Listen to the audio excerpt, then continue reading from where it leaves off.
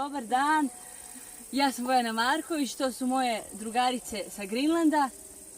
Marija. Jasmina. One su bile na Sopotnici. Devojke, pričajte nam svoje utiske.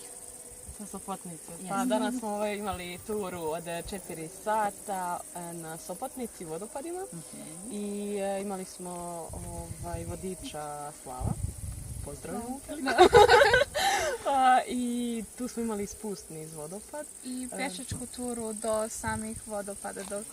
Išli smo u dubinu, kako kažem, te šume i obilazili smo prirodu. Da, i imali smo još jednu ekipu devojaka bila je sa nama, a dok je drugi deo ekipe bio na raftingu za to vreme, ali svakako bih preporučila ove vodopade i rafting, mislim da možete iskoristiti širom Srbije na drugim mjestima.